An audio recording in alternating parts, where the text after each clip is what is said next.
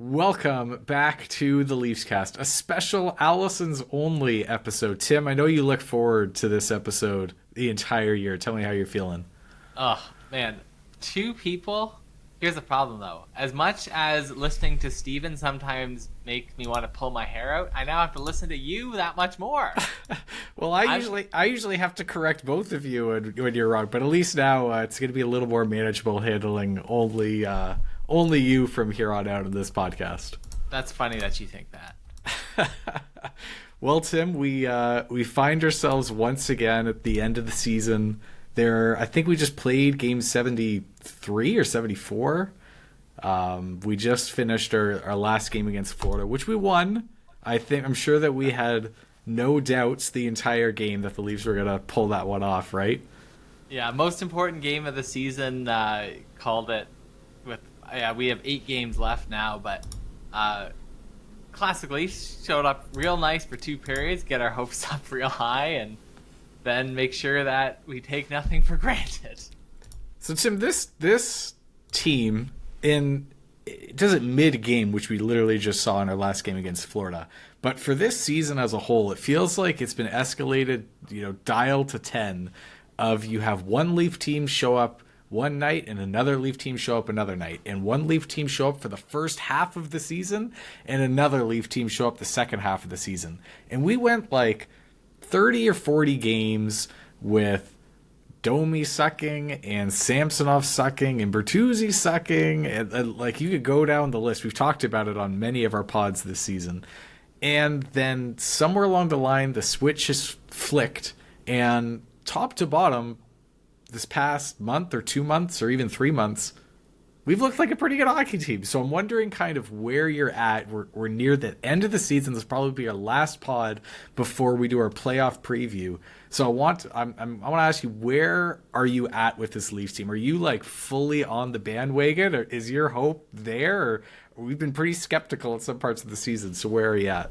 Are you asking me if I believe, Ryan? If I believe? It's the age-old question. I feel like every time I see them, I get more and more hopeful, saying, you know what, this team could make some noise. And especially when I see like Florida lose a couple games, or these top teams go on these losing streaks, I say, it's wide open. They don't have these powerhouse teams like some years where it seems like every team is like a President's Trophy winner if they're in any other year. But then it turns, and it's like we have no defense, we have no goalie, we have no power play, we have no goal. We're just like, oh, if Austin Matthews doesn't score, we lose, and it's like, so I feel very fickle. Well, that's good because the team we cheer for is rather fickle. So yes, and so overall, I think I'm in a much better place than we were a couple months ago. I think. Certainly the start of the season, we were like ride or die by the core 4. And now we're still pretty ride or die by the core 4. But this past, how long has Marner been out now? A few weeks? It feels like it's been a month. It just keeps dragging on. It's felt like a while. The special teams have missed him the most and have not recovered in the slightest. Well, let's talk about the special teams for a second there, because it's really a tale of two.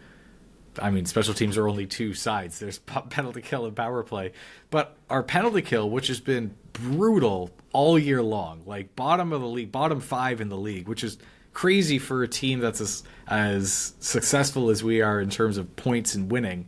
Our penalty kill recently, really since even Martin and Yarncrook have been out, has actually been okay. Like, I think we're on like a 10 or 11 straight that we've killed off, and it's kind of turned a corner here. Do you think that that's just too small of a sample size and it's going to come back down to earth, or is this our guys finally figuring it out here?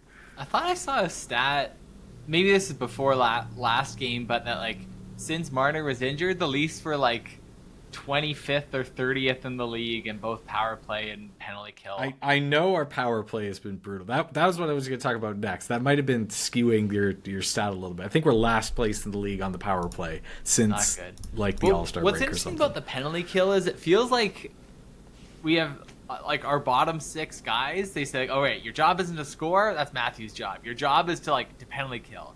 Like all these guys that come and say, "Oh, Edmonton, he's a good penalty killer." Dewar, oh, he's a good penalty killer. It's like these guys have one job. Yeah. Well, I mean, I guess Edmonton's not in the lineup right now. He's missed a couple games. Yeah. I don't know. It feels like I'm not. I wouldn't say I'm the most confident about our penalty killing. If anything, I think Steven said it before. I think it was back when Campbell first took over for us in net that your goalie is your most important penalty killer. And for the first half of the season, we had very below average goaltending. Like it's saying something when Martin Jones is our best goalie for a large period of time this season, at least healthy goalie anyway. And now, we're going to talk about it a bit, but Samsonov's been looking much, much more solid back there, and he's making some big saves on the penalty kill. And if you get hemmed in and you're giving up quality chances, but your goalie makes all the saves, and you tend to forget about the penalty kill a little bit, and you say, oh, I guess we killed off another one. It just goes on the win column in the stat sheet. I don't know. I would say that I'm not the most confident in our penalty kill, but I am glad that at least we're getting the results here much more than we were earlier in the season anyway. Yeah, it does look like they're maybe starting to turn the corner, but maybe I'm just still haunted by those 2018-19 playoff series against Boston where their power play was just like automatic goal. Please just like hoping they score early to give us a chance to make it up later. Like those years were horrendous. And so like I just think like Boston not quite like obviously still have Pasternak, one of the best power play goal scorers in the league, but not I would say quite at the same levels. Well, I don't know. As for Hagee, the actual best, or Reinhardt, the actual best goal scorer in the league this year on the power play, I think he's leading the league in that. I don't know. I was listening to Craig Button talk about how it's okay if your power play, specifically talking about the playoffs, that it's okay if your power play isn't going in the playoffs because it's like, all right, we didn't get a goal, but that's okay. We'll get one in 5-on-5 or whatever. Like we have lots of time in the game to get a goal. But if your penalty kill's not going, then that's like you're sunk because now you're just giving up goals. You're playing from behind and you can't catch up. But I was listening to that rationale and I honestly just think it's wrong. Like it would be correct if this was like a game played against 3 or 4 opponents, but it's just you and one other person here. So if your penalty kill isn't going, that means that their power play is going. Or if your power play's not going, that means their penalty kill is not going. So it balances out with each other. And if we have a poor penalty kill, then obviously that's very bad because it means that we're giving up goals. But if we also have a bad power play, then that means the other team has a great penalty kill, and our power play has been brutal. It's been so bad. I think that they mentioned in the last broadcast we're like 3 for our last 40 or so. It was the most ridiculous number. The only reason why they don't have like the stats that they can show us is for how bad our power play is because of those couple years ago where the power play was even worse, where we didn't score like 50 games in a row. No, not 50 opportunities in a row, But that year as well, it took us right to the end of the season. I remember we were talking about it before we went into playoffs. So like I think we got like 1 or 2 goals at the end of the season. But I remember the one goal they got. It was like they won the Stanley Cup after getting that goal. That's right. You scored having more guys on the ice than the other team. Yeah. But I mean, it comes back to like, is it a mental fortitude issue of like these guys? Like it gets in their heads, they can't do it, and they start second guessing themselves, and I don't know if that's an element to it, but well, how much of this do you just put down to Mitch Marner is out, and even the last like as recent as 2 or 3 games, Morgan Riley's been out, and those are like really the 2 main passing the quarterback, if you will, of the power play that aren't there. Although Riley's played for a lot of this slump, and even before he went out, like we weren't doing too well in the power play for when Marner got out there. But do you think that we don't worry about it? They're saying that Marner's going to be back possibly on Wednesday, but more likely on the weekend, and we'll still have 5 or 6 games to kind of get things back on track? Or like, where are you at for panic button here? I'm not losing sleep over it. One thing that I forget what article, I think it was on The Athletic I read, the thing about having Timothy Liljegren on that power play is being a right shot. He can't set up Austin Matthews in the same way because Austin Matthews sits on the right, so it's like the passing is on, like Morgan Riley's obviously a left defenseman, so it just it's a significant change to where the puck is cycling and taking out that obviously Matthews best goal scorer in the league, unbiased opinion. But so Mitch Marner is someone who I think doesn't quite get enough credit, but I also have no sympathy for him at all because he demanded that when he demanded all his money, so he gets equal the amount of credit he deserves. Anyways, I'm not losing sleep over it yet. I just want to see Marner back. I'll feel a lot better once Marner's back and he's healthy. Like some of these guys, they come back. Have they even said what he was out with, or just like Marner? Yeah. It was his foot. It was in that Boston game. He did that weird spinorama shot, and he had a lower body injury. Lower body. Anyways, I just want to see, like, if Marner can step in and be Mitch Marner again, I'll be breathing a lot easier. Like, I don't want to, like, my fear. I guess he has a week. If he it's comes not back a lot on of time. Saturday, Yeah, I guess he has a week and a half. A little bit of time. But he has to get like back up, not just to regular season form, but like amp up to playoff form real soon here. Like it's crazy how fast the end of the season is coming here. It's interesting that like in their absence, we've seen guys like Bertuzzi or Domi step into that top line role. And whereas those two guys both have found a lot of success in this back half of the season at 5-on-5, but slotting those guys on the power play, you'd think that like we've seen Domi able to set up Matthews real easy. Like that connection just feels like it's there naturally, but it's not really clicking on the power play. So it's just the weirdest thing. We're so top heavy loaded. We have the most elite offensive players, and they can't score on the power play. It's all mental. Like, and that's why these guys. That's why, like, at the back of my mind, I don't see these guys going that far in the playoffs. They just don't have that, I don't know, mental fortitude of like saying like, once the monkey gets on your back, they can't shake it. You also didn't answer the question from the beginning. Do you believe, Ryan? Do you believe? Well, I'll tell you what. Let's go through the rest of what we're talking here today, and because sometimes you just gotta talk it out. You gotta say your feelings, and then I'll let you know whether I believe at the end here. We'll Stay see. tuned, listeners. The whole pod, you have to wait. Well, I know that's what the world wants to know about. Let's talk about Bertuzzi and Domi a little bit more because they have found a new home. I mean, I guess before Marner went down, we saw a brief look of the line of Bertuzzi, Matthews, Marner, which we saw at the beginning of the season. It was very not good. Marner didn't look great. Matthews was scoring, but that's just because he was in another level. And Bertuzzi looked completely lost. And he lost that line spot for probably something like 40 or 50 games before he's now reunited with Matthews. And it just looks like a totally different combination. And Marner obviously comes out injured. Domi steps in. And it just looks like a perfect fit. That line of Bertuzzi, Matthews, Domi is dominating in the offensive zone. Domi's setting Matthews up all day. He's at 62 goals now. I'm sure we'll talk about that in a little bit. What are your impressions of the Domi, Bertuzzi, Matthews line? And do you think that there's any chance when Marner's healthy that he doesn't get his line spot back? Well, what's crazy about Domi is I feel like we've been kind of down on him for most of the season because like you look at his goal total and like not quite there, but then you look at some of the stats and he's like one of the league leaders when it comes to 5-on-5 assists. I guess no power play assists, but you know he doesn't get them as much power play time, so we'll let him off the hook.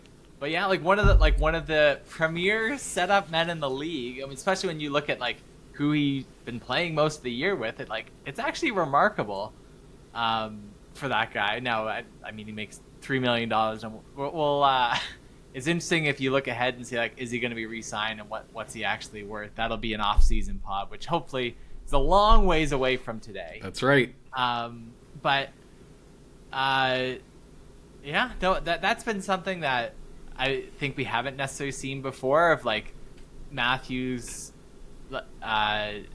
meshing with anyone you stick him with. Like, I know you talk about the greats like Sidney Crosby or some of those other players, like you stick him with two fourth liners and instantly that he elevates his line mates to be elite, and that line just like works. And Matthews is like, well, does he need Marner? He's pretty well in his time at the Leafs. He always either had like Marner or Nylander. He's always been surrounded by elite talent. Do I see this sticking? I don't. This is where maybe we're missing Steven on this podcast.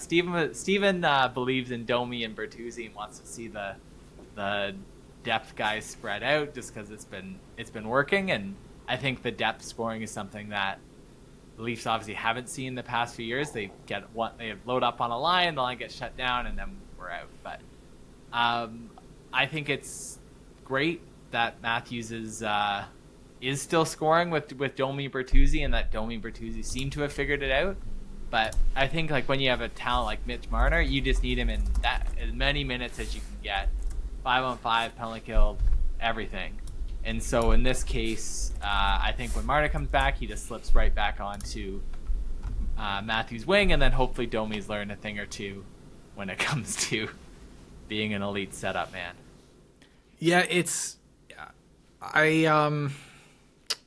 I could see like at the end of the game, we need a goal, and we're starting to double shift Matthews and play the big four a lot, that like he gets out there with a ship with those guys. And honestly, it's really nice to know that we have this as a combination that at least in the offensive zone, it's clicking, because it looks great. Like when those guys are on the ice, I'm expecting a goal, if not some quality scoring chances to come out of what they're putting together out there. Well, it looks like on paper they complement themselves well. Like Bertuzzi is like a little more snot and vinegar was the something like that. Matthews is goal scorer. Domi is your setup guy, and it's like in EA Sports, those guys that have high chemistry. Steven went to school us about the chem. It's all about the chem. It is all about the chem. But at the same time, you're going to be facing, Florida's got Mr. 52 goals over there, and Boston has Pasternak, dangerous as ever. And we're going to need one of our lines to go out there and defend against these guys. Like, those are high-octane players we're playing against, no matter who is our first-round opponent. And David Camp, Ryan. I like Domi as much as anybody. He's looked great the second half of the season. He definitely has his way to move the puck around the offensive zone. But similar to guys like Nick Robertson or some other guys you've seen in the past in playoffs, I have no faith that when the game's on the line, Domi's not going to make a bad pass and put it right on the stick of Pasternak or whoever and go down and score the game breaker goal in overtime or whatever it is.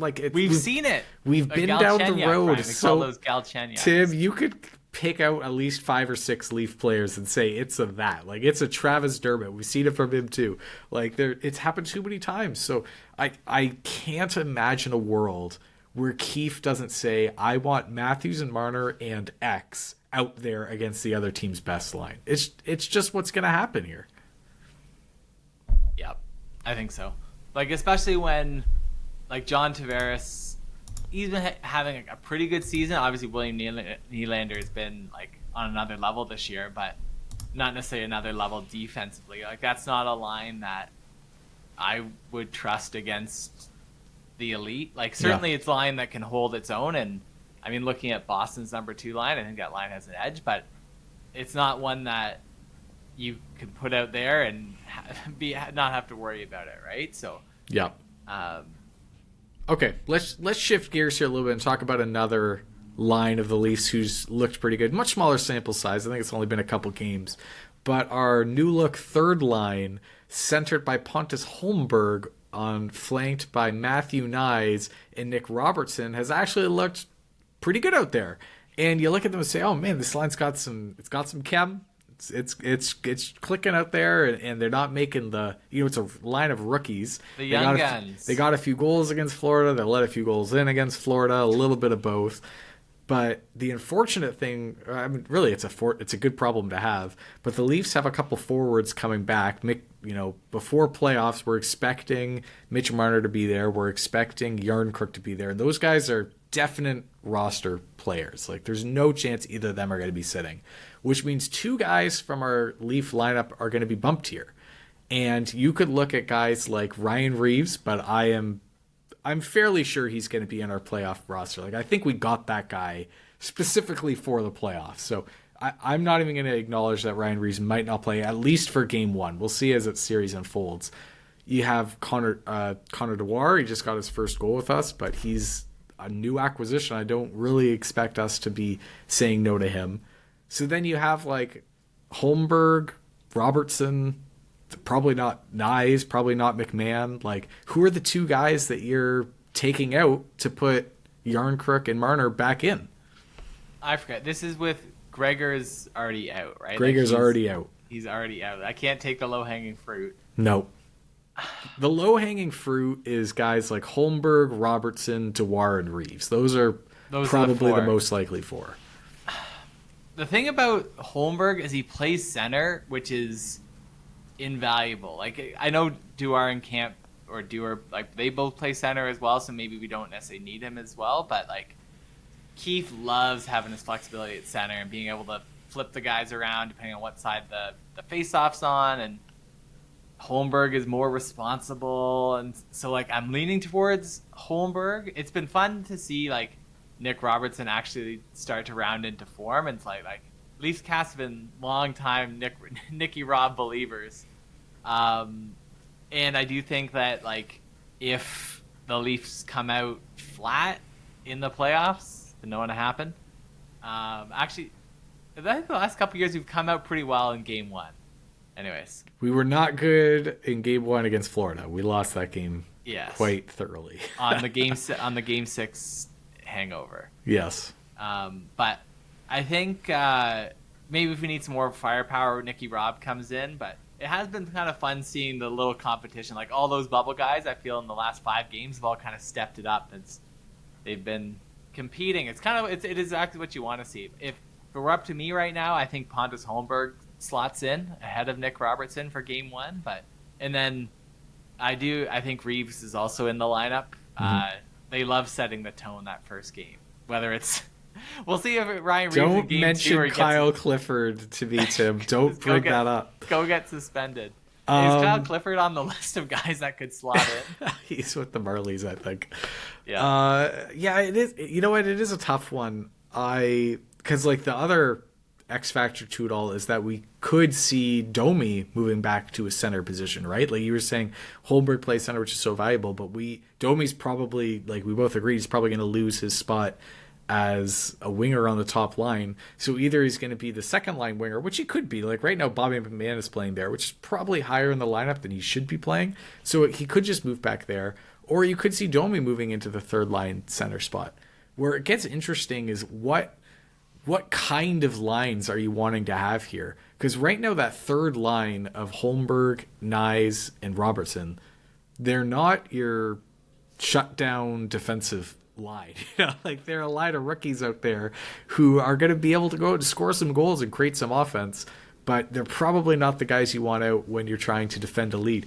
Keefe tried that against Florida, and he actually talked post-game about that decision, and he said that he was actually going into the game wanting to give that line some tough minutes and put them in a difficult situation, kind of to see how they'd handle it and to give them a taste for it, because those players are probably, whether you try to or not, especially in these road games, are going to be in those situations in the playoffs. And unfortunately for them, they let a couple of goals in that third period against Florida, so it didn't go so well, but that's also just Leafs as a whole kind of crumbling. And what's interesting about the whole lines and like what is their role, it's like you can say like, well, as an NHLer, Calle Yarncrook is better than Nick Robertson, but you take that line of Holmberg, Matthew Nyes, and then the right winger spot, and it's like you put Yarncrook in there instead of Robertson, and all of a sudden that line is like, oh, is it that good of an offensive line, or is it? Yeah. It feels more of a hodgepodge of like kind of defense, or maybe it's like, oh well, they're kind of that. Maybe does Yarncrook balance the line and now it works better, or is it just like end up with what the? Yeah. I think it's become abundantly clear that Domi, you're going to get the best out of Domi if he's playing with someone who could score. Like that guy's a playmaker. I think that at the beginning of the season, we were under the false notion that he's going to come in and generate offense, and he does, but not as a goal scorer. He sets people up. He's like a Mitch Marner light, minus the entirety of defensive Mitch Marner. So we need, like, right now we're seeing the fruit from that when he's playing with Austin Matthews. We can't put him on a line with, like, Holmberg. Needs Bobby McMahon. He needs Bobby McMahon. He needs Nick Robertson. Like, he needs someone who's able to get into position and rip it. So if he comes in and Domi centers a third line with Yarncrook on the wing, that's okay. But that other winger, it needs to be a goal scorer. It needs to be someone who could score. Because there's no point in having a Domi centered line, which is going to be like taking defensive zone draws. Like, no way. And you can't have a Domi centered line that's where he's setting up people with stone hands out there. Not that Yarncrook is that, but he's definitely not a bona fide goal scorer out there. So I think it's, it's the same problem that we've had for a lot of the season, that it feels like we have an abundance of some pieces or we're missing other pieces, which makes it difficult to create lines that work well together. Even like Ryan Reeves on that third line, like Reeves and Kampf on a line together. What the heck kind of line is that? But it's kind of found its own. Like, Reeves has played pretty well the last little bit here, so hopefully hopefully he can keep it up. Yeah, we'll see. It will be interesting times. Well, I think it also depends on who we're playing, for how necessary is it that Reeves in the lineup for, like, we play Carolina. There's some situation where it happened. Not looking likely, but, like, does Carolina have any tough guys? It's almost for sure we're going to be playing Florida or Boston. Like, that's so close to being a solid. The only way we're playing, well, we need to get into it, but I think Reeves will be in there. All right, should we talk about the defense for a little bit? Or the Leafscast. We love talking about defense. Always last, though. We talk about, they're the afterthought. Always the afterthought. No, because it's really the same problem that we're going to have on defense, where Morgan Riley's coming in and he's got to bump someone out here. So you got, like, the for sure D guys who are going to be playing on our team are Riley, Brody, McCabe, Liljegren, Lyubushkin, probably as a 5. Those guys are going to be in. And that leaves one spot left in Edmondson. Is that just it? What about Benoit? What about Giordano? Are those guys even, like, considerations for you? I mean, we saw Brody be a healthy scratch earlier, but I think I would write him in. He has too much history, even though, like, this year has been a little rough for him. He's had some off-ice stuff going on as well, but yeah, I mean, I don't know if Edmondson is, like, an automatic in over Giordano and Benoit and Timmins. That I think those are the other 3. Man, we have a lot of defensemen on the roster. Timmins is definitely the lowest of He's that the pile, lowest. I think, Unfortunately, like, the injuries of this year, he just never quite got the groove, and so maybe certainly, like, as injuries pile up, like, he is an option, like, he's on the radar, but nothing he's done that kind of suggests that he feels the need more than the other guys. Mm-hmm. I think same way that Reeves is in game 1 of the playoffs, I think Edmondson is in game 1 of the playoffs. Just helps set the tone. He's a big body. We know Brad Treliving loves that. But, I mean, we make the joke and say, like, oh, Treliving looks only the height and weight of these guys when he does make trades. But there is something to be said for not being pushed around and for setting the stage. Well, Brad Treliving we have to talk about it because we haven't potted about it yet, but he signed Benoit. He just gave the guy a shiny extension, 3 years at $1.3 million, 1.35 or something. Yeah, Benoit, Reeves, and Bobby McMahon, all providing the same value to the team. Yeah. So what do you think about that extension for Benoit? Overall I like it. Benoit is 25, so it's he has some room to grow. I think he serves a bit of a hole in our defense as far as being that physical presence that Morgan Riley doesn't necessarily bring, but it's also, like, we have a fair number of defensemen that are UFA next year. Like, Brody could be gone, Edmondson, Giordano, Lyubushkin, all UFAs. Liljegren is an RFA. It'll be interesting to see what he makes next year, but and then you just basically have Timmins. So, like, you're gonna need someone on defense, and this unrestricted free agent crop of players is not. I don't know if the solution is going to be found there. So I kind of like it. Well, I don't like it if Benoit is going to be like, well, I was going to say a number 4 defenseman, but it's like, might be a number 4 defenseman for us next year. It's pretty low risk when you sign a guy to 1.3 million. Like it's not a lot of downside to that contract. I thought that was a little strange. Like 3 years seemed like a long time. Like what has he done to deserve a 3-year contract at this point? Right now, like we just listed off the guys. I don't think he's going to be in our playoff rosters. So why are we committing to this guy for 3 years at anything above league minimum here? But I think that the number one thing that makes me okay with it is exactly what you said. We literally don't have any defensemen coming back next year, and he's proven that he can play at an NHL level. So I think it's fine. It felt higher money and longer term than I think needed to be done, but that's just pretty par for the course for Brad Treliving now. So yeah, I mean, it's also hard to evaluate defensemen like him, right? Like he has 1 goal, 5 points. So it's like, but that's not what you're paying. That's him better for. than Brody. That's better than Brody. I actually disagree with you a lot on Edmondson, Tim. If coming out of the trade deadline, I wasn't too impressed with the players we brought in. I thought that none of them were needle movers, and just what it was. Joel Edmondson's a needle mover. You notice him when he's out there. Guy's massive. He is a full head taller than anyone else in our D-core here. And he is mean. Like he clears the net. He hits hard on the boards. I think that we're going to see his best hockey is yet to come. He's going to be even better in the playoffs when everything is bigger and harder and heavier. And that's when having a guy like Joel Edmondson is going to be great. Now, I hope he doesn't do anything stupid and dirty and that I have to curse his name. And I hope he just like clean cross checks to the neck. But I've been really impressed with Edmondson so far. And I actually think I want him in the lineup. I think I would prioritize getting that guy in playoff ready. Yeah, I mean, I don't mind him. Like certainly, I do like what he brings to the team, and like, I think the guys he's pushing out. Like, I'm a big like Mark Giordano fan. Guy is 40, so like, and I remember last year like really started being a liability at the end of the season. So I am glad that we don't have to rely on him to carry the team. But I think we'll see Mark Giordano play some playoff games. Who comes out? Maybe it's an injury. Maybe, I mean, if we play Boston or Florida, surely there's going to be some dirty hit that happens. It's inevitable. Just waiting for the suplex. I know. Ugh.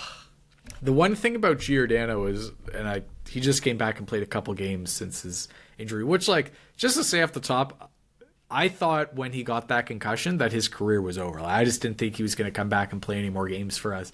Even if he did come back, he wouldn't get in the lineup because he was too far down. So I thought that was his career ended by that hit. Really nice to see him actually come back, and he already played some games for us, and I kind of agreed to him. I think he will, and I think he will because we need his penalty killing. He's solid back there. You notice him. There's a reason why he's the all-time leader in block shots, because he gets out there and penalty kill and gets in the lane. He knows how to do it, and clearly he's better at it than anyone else because his shin pads look like they've been through a war. So I think he'll be in there because we talked about earlier how important penalty kill and power play are, and if we can stuff the other team's power play, that's pretty good. We have good 5-on-5 scoring. Yeah, no, we'll see how the refs are feeling each game for if they want a no penalty kill, no penalty affair, or a parade to the penalty box. Don't worry, Tim. I'm sure we'll have lots to talk about the refs come playoff times. We'll get into that. Don't you worry. Yeah, we'll see. It is nice to have options though, I guess it's partly because of the injuries we've had, but we have a loaded roster. We have so many guys, like multiple forward guys sitting in the press box, multiple defense that could come in and play beating field minutes. I mean, all that being said, this is like a classic Leafs problem, right? Like, we've talked 20 minutes now about guys on the edges. Unlikely those guys are the difference makers this series. Like, I still think that comes down to Austin Matthews and Mitch Marner. Are they going to be the best players in the series, as well as we haven't talked about goaltending yet, but I think I'm not sure if the Mark Giordano is going to be the winner or loss Well, of the series. But hey, But here's they the get a thing, goal. Tim, and I, like you say that, but I remember. Well, I say I remember. Hopefully, I have the memory correct. I didn't fact check before I'm about to make myself look like a fool here. But I remember the first year that the Leafs played Tampa Bay in the playoffs and went all the way to Game 7. Do you remember who scored 2 goals in Game 7 to wipe us out? It's probably Corey Perry. It wasn't Corey Perry. It wasn't Braden Point or Kucherov.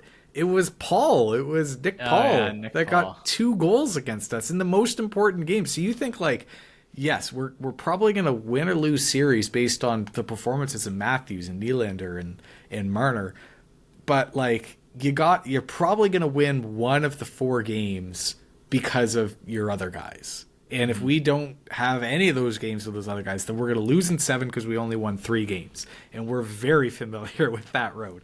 So the depth guys do matter. And like having a defenseman like Edmondson who's going to like, really take a toll on Verhaeghe or Marchand or whoever, like it adds up over a series. And but then like it adds up on us too. Like we're going to have injuries.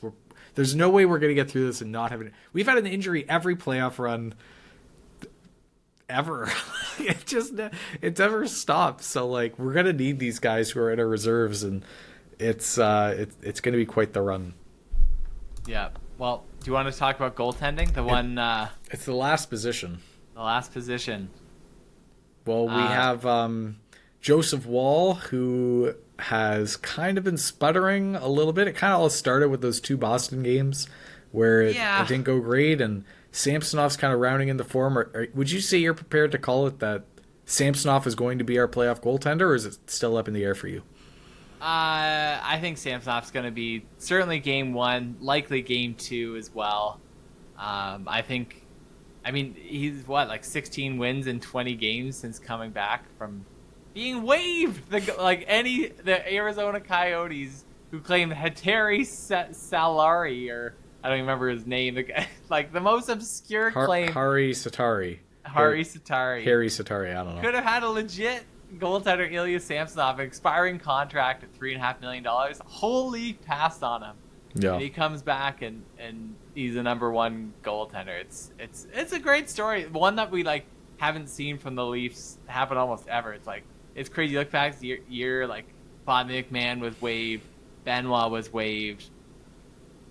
I don't know what was going on in those Dubas years. That maybe it was the general manager's love pulling Dubas's strings and claiming all of our cast-offs. But it's nice to at least be able to have like it work. And I still remember that the All or Nothing show. Who was it that got waived? That Shanahan was like, really? Like they picked him? Who is that? It was Mr. Vanilla. Old Vanilla. You know who I'm talking about. Oh, I know who you're talking about. I went to the Rangers.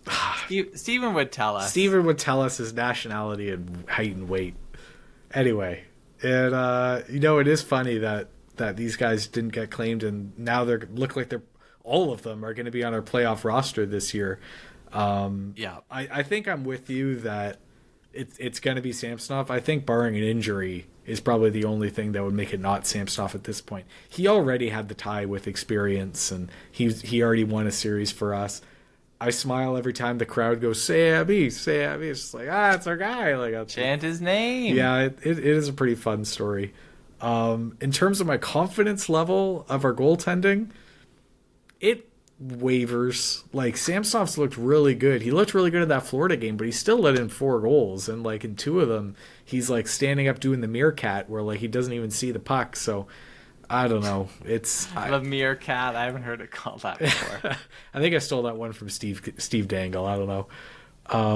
Jimmy Vesey is his name. Jimmy Vesey, old vanilla. Yeah, Shanahan's just like, really? Like they picked him? But I can imagine off camera, but he sucks. No, I don't know. It makes me nervous that on the other side we're going to be facing either the reigning Vezina Trophy winner or Bobrovsky, who literally stole the series from us. Like, I mean, he did. We got outplayed as well, but like stood on his head and brought his team all the way to the Cup final last year. And those are the 2 guys we're playing against. We're gonna have the worst goalie again. But we're gonna have the best goal scorer. Maybe. That's right. No, that's mathematical certainty. He's at 62 goals right now. Do you think he gets to 70? No, he can't. What was it? It's Eight goals? 8 goals in 8 games. 8 goals in 8 games. Crazier things have happened. I could see him getting 69, but not 70. I mean, it is interesting. Like a few milestones. McDavid had 64 last year, and you're sure that he wants to beat that. So 65 would be the number for that. But also, like Ovechkin had 65 that one year, so I'm sure 66 is a number he's looking to get, just so he is like the all-time modern era, if that's what you want to call it. But I would put it past him, Tim. Like, we played Tampa Bay on Wednesday, and like the guy could just score a hat trick that game. Then all of a sudden he's at 65 with 7 games to go, and we're ready. Like, I don't know. He's the king of multi-goal games. Yes, he really is. Hey, I mentioned in our chat, but Ilya Samsonov is like the 16th fastest goalie in NHL history to reach 100 wins. What is that? This guy was waived, and he, like, before coming to us, he played with Washington, and they said no thanks. We don't even want this guy. Like, where is this track record that, I don't know, maybe he just didn't play a lot of games or something. I don't know. Very strange. Yeah, I don't know, but how many goals? Well, 16th is pretty high. I like it. Tell me who's the fastest goalie to get to 100 playoff wins. He's coming for it. He's on his way. I don't know if any goalie has. Probably. Oh, I'm sure goalies. I'm sure. Look that up here. All right, Tim. Last question of the day here. It's going to be it's actually a really interesting end of the season. There's lots of playoff races that are coming down, not just with us, but like in the East in general. There's the Islanders, Detroit, Washington, and Philly are all battling for that last playoff spot and a half. I mean, it's kind of 2 playoff spots, but Metropolitan's kind of a joke in that third position there. It's like a third wild card spot. But there's 3 teams that are battling for that. There's like 5 teams that are trying to get the President's Trophy. I'm just scrolling here. I don't know, St. Louis is still on the cusp for that other wild card spot in the West. Like, LA is sputtering. Like, it's just really interesting stuff going on around the league. It's pretty exciting. It is nice to have like an actual exciting end to the season. It feels like and maybe this is just because the past years the Leafs have been pretty locked in, but definitely more uncertainty with, like, I don't think any of the playoffs matchups are set. It's like, well, it could be anyone. Oh my goodness, Dallas won 7 in a row. Yeah, they're crazy. They're cooking. They're almost as hot as Ottawa. But you're the pointless end of season. It's like a tradition for Ottawa at this point. But no, you're right, Tim. Like, for the last number of years, Toronto has just been like, the last 10 games of the season don't even matter. We're like so locked in third place or so locked in second place that it's just like nothing to play for. And this year, you thought for a second that was going to be the case, but it's kind of rounded out where it's not. There was a while there where it looked like Tampa might have been able to catch them. I mean, they still could. They're 6 points back. We played the same amount of games, so it's unlikely, but it could still happen if we really sputter out here. Tampa's been pretty hot to end the season. But we're more looking ahead of us in Florida, who we just won, and we're now only 4 points back of them with 2 games in hand, and we play them again this year. So we could catch them. Now, it's almost for sure we're going to play either Boston or Florida, but we've seen it. Like, home ice advantage is important. That matters, especially that game 7, which we always seem to find ourselves in. But between Florida and Boston, we were caught at the end of last season with those fans in Maple Leaf Square. We want Florida, and look where that got us. So we got to be a little careful here. But if you're looking at the 2 of those teams, would you say that you're more optimistic or more apprehensive playing one of them over the other? I think the thing about Boston is I feel like for years their play on the ice is better than the team they have on paper. So I think on paper, I think the Leafs match up better against Boston, but like in actuality, Boston just seems like to click, and everyone just wants it. It seems, and then I think goaltending, they have the consistency.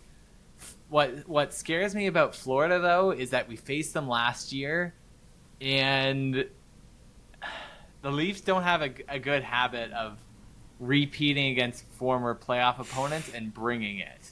It just seems like I don't know. We did against Tampa last year. That's okay. You're right. I stand corrected, but I didn't say I don't think it gets in their head or something. But I didn't love how the Leafs matched up against Florida last year. It just seemed like nothing was clicking for. Did we lose in 5? Yeah, it was brutal. To be fair, like those first 2 games were close. The game 5 we lost was in overtime. Like really, the worst game at all was game 3. But the season as a whole, or the series as a whole, was closer than losing in 5 would probably indicate. But like, go ahead. I'd still take Boston if between the two. Plus, we still haven't exercised those 2013 demons.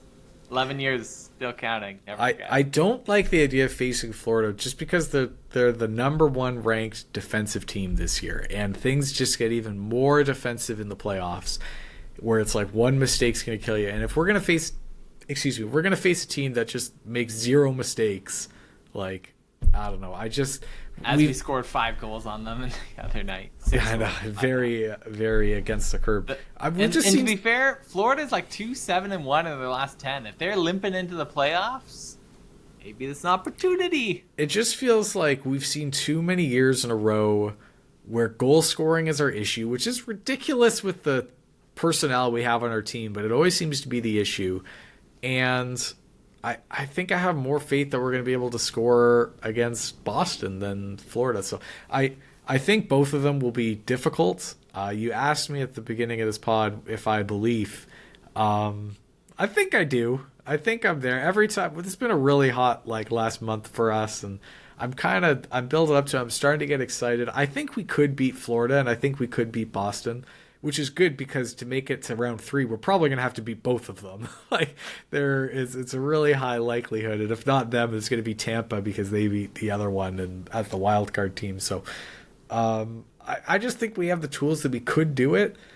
I think that this year more than others, we're either going to be really great or really horrible. It just seems a little more Jekyll and Hyde Leafs this year than most. So. But here's the thing. I was thinking about this the other day. There's always teams in the playoffs that suck, and then they get hot right at the perfect time. Usually it's the goaltender in particular that gets hot right at the perfect time, and they take their team on this massive run. It's uncanny how often the team that we're playing is that team. Like you think of Florida last year, or Montreal in that Canada division. Columbus, that Columbus one was crazy. How far they took Tampa. Remember that 72 save performance that Corpusello made? That might have been Merlikins. I don't know. But you think there's always that team that just gets hot right at the perfect moment. And you know what? Bertuzzi, he's hot at the perfect moment. Domi, he's better than he's been all season long. Samsonov is looking real good. Even guys like Ryan Reeves is looking great out there. Matthews has scored 2 goals a game. Our captain, he's looking great out there these games. It just seems that now, which is maybe 10 games too early, but we're clicking when it matters most, and you just hope that this is the groove we're able to just ride into the playoffs.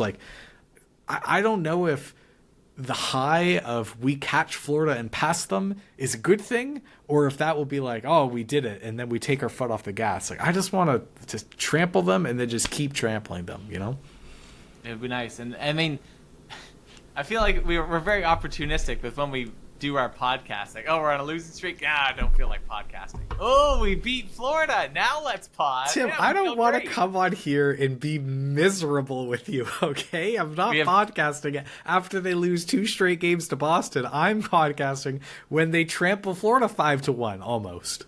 Ryan, all of our highest listened episodes are the ones where we're literally crying on air. Well, I don't think that'll happen this year. Here's what's going to happen, Tim. We're going to do our playoff pods after every one. There's only going to be 4 in the first round because we're going to sweep. 4 in round 2. 4. This is all wins. It's going to be Game 7. I've learned the past 8 years of playoffs. Game 7. It is funny because this last year we had 2 different playoff rounds and neither of them went to Game 7. But we're very confident we're going to face Boston, and it's going to end in Game 7. It's going to be 4-1 somewhere along the line. We're very superstitious like this. So, all right. Well, the next time we talk here, it's going to be ramping up for playoffs. We're probably going to wait until we know who our playoff opponent's going to be, and we'll do an in-depth breakdown of why the Leafs are going to destroy them, or why we're going to be beardless because we literally yanked the hairs out of our face in frustration. Those are the only two options here. The only two options. The Leafs regular season ends. One thing you didn't mention about Tampa, Ryan, we play Tampa twice more before the end of the season. Granted, they're still 6 points back, but big game tomorrow. I think last year we played Tampa in the first round, of course. I think we played our final game of the season against Tampa last year as well, right? And I seem to remember that just kind of being like a nothing game. Like, it was a nothing. Yeah. So we play our second last game of the season against Florida, which could be our first round matchup. And it'll kind of be interesting to see how that goes. I remember we lost that game against Tampa, the last game of the season. So we'll see what happens with Florida. Maybe we'll beat them this time. I don't know. We'll see. Well, that's April the 17th is our last game. So I think the playoffs might start on the Saturday, which would be the 20th, or maybe the Sunday, the 21st. The schedule makers who knows what they're going to be up to. But I heard the Leafs are planning on not planning because they don't know yet. But if it's going to be Florida, they're just going to stay in Florida because they're there to play the Panthers and the Lightning for the last 2 games. They're not home games, so they're just going to stay in Florida and wait for the playoffs to start. Just wait for the playoffs to start. Well, who knows, Ryan? Maybe we'll have home ice advantage by then. Tim, that's right. I didn't even think of that. Maybe we're going to make them follow us home. I like that, Tim. On the same flight. I like the optimism. Yeah, that's right. Ryan, 2 goaltenders in history have more than 100 playoff wins. Who do you think they are? Definitely Patrick Waugh would be one of them. Yep, he's number 1. I want to say like Martin Brodeur, but it's probably not. Is it like an era before Patrick Waugh? Are we talking about like Ron Hextall or something? Or like what are we talking about? Same era as Patrick Waugh. It's not Martin Brodeur? It is Martin Brodeur. Oh, it is Martin Brodeur. It was the obvious 2 answers. Yeah. All right. One guy getting close though. Marc-Andre Fleury, 92. That's pretty impressive. It's crazy. What was he play for Minnesota? Are they going to make the playoffs? No, I don't think so. I think they're on the outside looking in. Poor guy.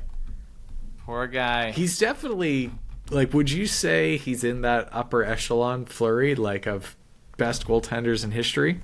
Yeah, well, I think so. What holds him back is he hasn't been as dominant. Like, he's been consistently... I don't think I've ever looked and said, like, who's the best goaltender in the league? It's Marc-Andre Fleury. I don't think I've ever thought that. No, but like, if there's an area between above average and dominant, that's where Marc-Andre Fleury's lived for longer than anyone else. I saw TSN had a video basically declaring Sidney Crosby on the Mount Rushmore of players, that it's always been Gretzky, Lemieux, Howe, and Orr were like in whatever order people wanted, but those were the 4, and they separated themselves from everyone else who's ever played. But now Crosby just became, like, I think it was the 19th year or the 17th year is one of those where he's had averaged a point a game, and only Wayne Gretzky has ever done that. And like, that accomplishment has propelled him to now it's no longer the Mount Rushmore of 4, it's 5, and Crosby joins that list. What do you think of that? Well, I mean, what's funny is as far as being like, oh, actually, no, he's at 82. What's funny, I thought they were saying like, oh, he has 74 points in 74 games. Like, yeah, but the season's not over. What if he just gets no points and you made a big, anyway, yeah, 82 points, so he's guaranteed going to be at a point per game player. I think he's there. He has all the hardware. He has the cups. He has the reputation, the universal acclaim, the gold medals, like I think he's up there. Like, I mean, it's always hard to pull recency bias out. Like, these guys' names have stood the test of time for, I don't know, 50 years or more. But like, Sidney Crosby has truly like defined this era. Like, the guy's mid-30s now, and you talk to NHL players and who the best in the league is, and guy still gets votes, still Yeah. like consistently one of the hardest to play against. And you look at how hard he competes. Even, I mean, it is unfortunate that Pittsburgh sucks. Pittsburgh's gang of old geezers weren't able to get it done. You down the done them stretch dirty, like that. Dubas. You done them dirty. No, I mean, I agree. Like, the hardware's all there. I enjoy, like, I wasn't alive when Bobby Orr was playing, and, like, I don't remember Gretzky playing, really. Like, I think if anything, just watched him at the tail end of his career, maybe. No, when was Gretzky retire? 99. Right, so, like, I would have been 5 years old when Gretzky retired. But, like, I remember I was in elementary school when Crosby came into the league, and, like, my, like, growing up of hockey and, like, loving the sport has been rooted in, like, the Ovechkin Crosby rivalry. Like, that was so much a big of, like, hockey and me coming into it. So it's fun to know that, like, a guy who I grew up, like, watching and knowing this guy's the best player in the league every single year, that he's in that same conversation with the greatest players who have ever played this game. It wasn't just the greatest player I got to watch. He's actually one of the greatest players to ever play. And we'll see if guys like Matthews or McDavid are also one day in that discussion. They might be. McDavid especially is making quite the case for it with the points he's racking up. But He's making waves, but if they don't win a Stanley Cup, though, no, you're right. You're very right. I know, like, there's some people go back and forth, say, "Oh, can you win the Hart Trophy if your team doesn't make the playoffs or whatever?" But I'd say, like, if your team doesn't win the championship, even though it's a team sport, it doesn't matter. You can't make it up there. Yep. So, but maybe this is the year. Edmonton's looking real good. No, we could beat them in the finals. That's as far as they're getting. That's as far as they're getting. That's right. All right, we better put a cap on this, or Steven's gonna come on here and hit the Leafs talk only buttons. So I think we got to get out of here, Tim. Leafs talk only. All right. Well, we'll see where we are in 2 weeks. Ryan, we are on the cusp of potentially greatness, also potentially heartbreak. But No, greatness. This is the year, Tim. we've waited all year for this. Yep. Exciting times. All right. See you guys in a week and a half.